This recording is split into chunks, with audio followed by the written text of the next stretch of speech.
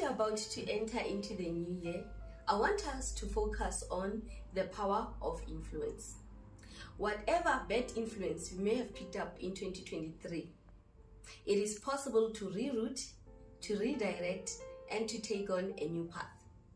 Hello, my name is Tlaleng. The name of my channel is Single, Married, Divorced, and Christian.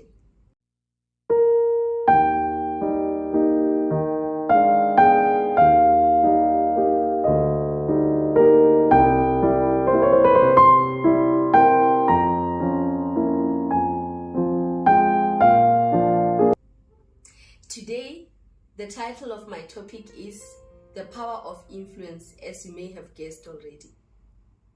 And our scripture reference is Esther chapter 1. And without any waste of time, let me give you the background of the story. So, there was this king called King Xerxes. In other versions, he's referred to as King Ahasuerus. He was a great king because he reigned in 127 provinces, all the way from India to Ethiopia.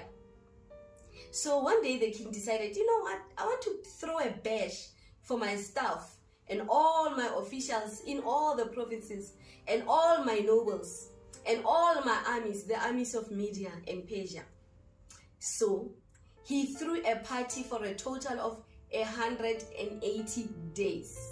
And in those 180 days, he was showing off the glorious wealth of his kingdom.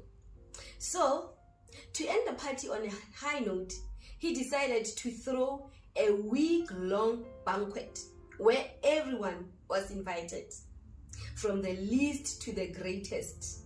It is said that the decorations of the party were top-notch, blue and white, purple, linen, the royal colors. People were sitting on gold and silver couches. Wine was flowing freely and it was served in gold goblets. The party was held at the garden courtyard of the royal palace. And the king had given the wine servers instructions that people can drink as much as they want. So, on the last day of the party, the 7th day of the banquet, when the king was in high spirits from the wine, he decided, you know what? I want to show off my wife. It is said that Queen Vashti, the wife of the king, was very lovely to look at. She was so beautiful. So the king summoned his servants to go and get Queen Vashti. Mind you, Queen Vashti was holding her own party as well in the royal palace for her servants. So when the servants of the king got to her, they were like, Your Majesty, Your Highness the King would like your presence. May you please come down with us? Queen Vashti was like, what? Can't you see that I'm hosting my own party here?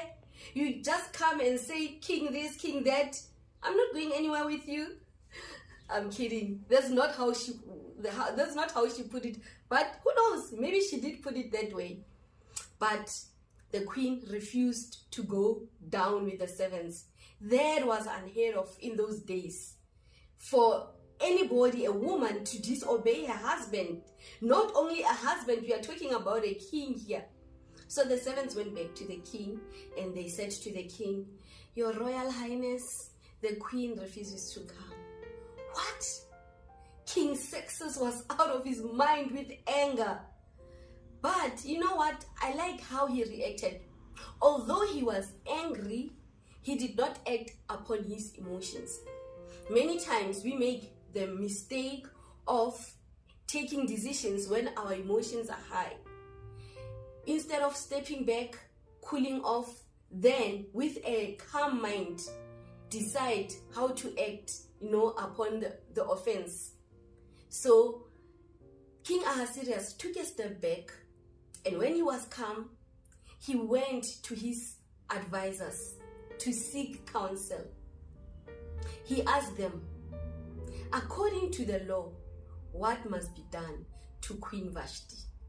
How I wish that also when we are faced with angry emotions, we can act like King Ahasuerus. Yes, we are allowed to get angry, But let us take a step back before we act upon our anger, to think with a calm mind.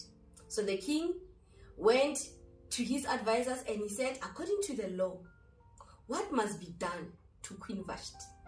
So this was the advice from his counselors. I'm going to read it for you from verses 16 to 18. Then Memucan answered the king with the other officials listening, Queen Vashti has done wrong. She has done wrong against the king and also against all the leaders and people of all the provinces of King Xerxes. I say this because all the other women will hear about what Queen Vashti did. Then they will stop obeying their husbands. They will say to their husbands, King Xerxes commanded Queen Vashti to be brought to him, but she refused to come. Today, the wives of the Persian and Median leaders have heard what the queen did, and these women will be influenced by what she did. Please pay attention to that. These women will be influenced by what she did. They will do the same thing to the king's important leaders, and there will be plenty of disrespect and anger. So, the king knew that he had to do something about Queen Vashti's behavior, because if he did not do anything about it, if he ignored the behavior of Queen Vashti, it would have influenced other women negatively so that they also disrespect their husbands.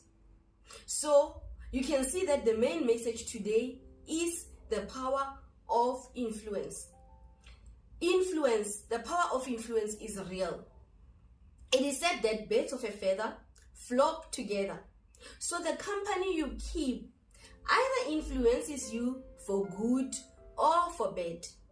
As Christian women, in Romans chapter 12 verse 2, we are encouraged or commanded to not conform to the patterns of this world, but to be transformed by the renewing of our mind, so that we may know what is that good, pleasing, and perfect will of God. The friends you hang out with, what conversations do you engage in? What do you get up to when you're together? Which places do you hang out at? When you're together, do you influence each other to do good, or do you get up to no good? Remember, John chapter 15 says, yes, we may be in the world, but we are not of the world. We may be divorced, we may be married, we may be single, but our first calling is to be Christian. We are Christ ambassadors. We are representing him to the world. So let us check the messages that we are conveying to the world. Let us not bring shame to the one that we are representing. Remember, the Christian journey is a race. And the way in which we run this race is what will determine the prize we get when we get to the finish line. It may be that you are single or divorced, and you feel like you've got the freedom to go wherever you want to go, to do whatever you want to do, or say whatever you want to say. You've got no spouse to worry about. But have you checked who is watching? Who is listening? Who you are influencing? It may be that you are in a marriage, but what behavior are you modeling in your marriage?